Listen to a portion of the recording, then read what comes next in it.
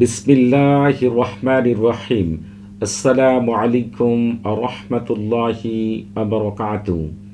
আলহামদুলিল্লাহ, সালাতু ওয়াসসালামু আলা রাসূলিল্লাহ।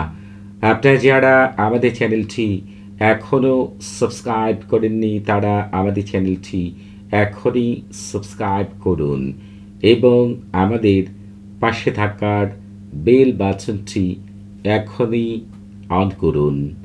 আজকে আমি আপনাদের মাঝে হাজির হয়েছি কাউকে নিজের প্রতি আসক্ত করার 100% পরীক্ষিত খুবই শক্তিশালী বিশেষ একটি আমল নিয়ে।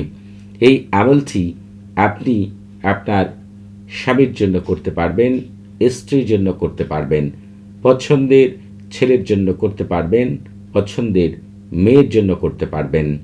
যে ব্যক্তির জন্য আমলটি করবেন সে কাছে থাকলেও এই আমলটি আপনি করতে পারবেন, সে দূরে থাকলেও এই আমলটি করতে পারবেন। এই আমলটিকে আপনি দুইটি নিয়মে করতে পারবেন। যার জন্য আপনি আমলটি করবেন যদি সঠিক নিয়মে করতে পারেন, ওই ব্যক্তি আপনাকে না দেখে এক মুহূর্ত থাকতে পারবে না।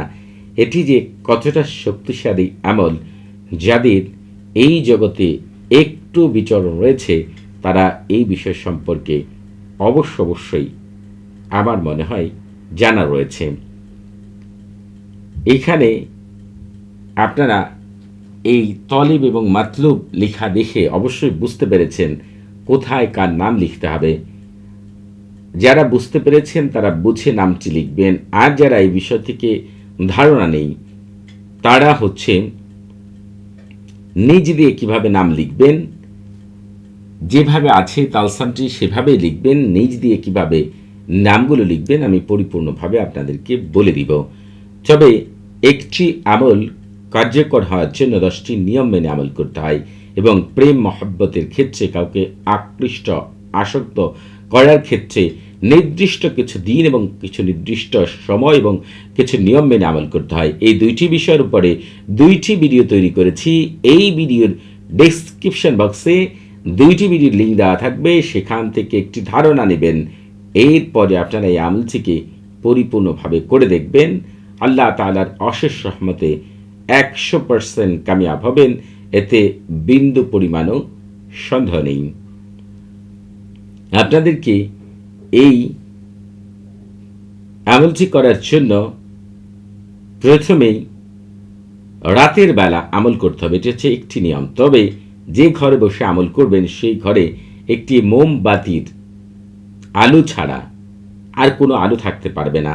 ঘরটা যেন একেবারে ঘুটঘুরে অন্ধকার হয়, অর্থাৎ এর চাইতেও যদি কোনো কম আলো দিয়ে আপনি আমল করতে পারেন সেটি আরও উত্তম হবে। অর্থাৎ যত আলো কম থাকবে এই আমলের কার্যকারিতা তত বেশি থাকবে।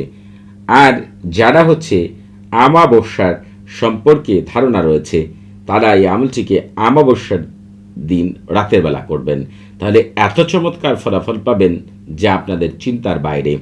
এই তালসামটিকে আপনারা দেখে দেখে হুবহুব লিখবেন।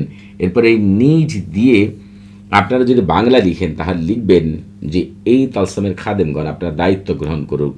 অমুকের ছেলে অমুক অথবা অমুকের মেয়ে অমুক সারা জীবনের জন্য অমুকের ছেলে অমুকের প্রতি অথবা অমুকের মেয়ে অমুকের প্রতি এমন আকৃষ্ট হোক যে তাকে ছাড়া এক মুহূর্তের জন্য যেন সে না দেখে থাকতে না পারে।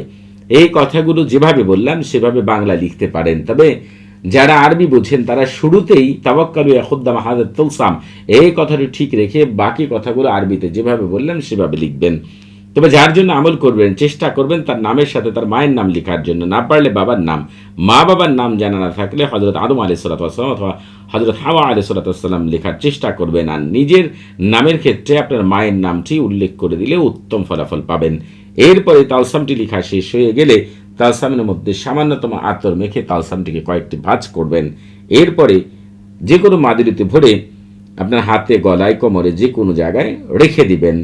সারা জীবনের জন্য ওই ব্যক্তি যার জন্য আমল করবেন সেই ব্যক্তি আপনাকে ছাড়া অন্য কোনো কিছু চিন্তা করতে পারবে না, এমনকি এক মুহূর্ত না দেখলেই তার উদাস লাগবে, খারাপ লাগবে।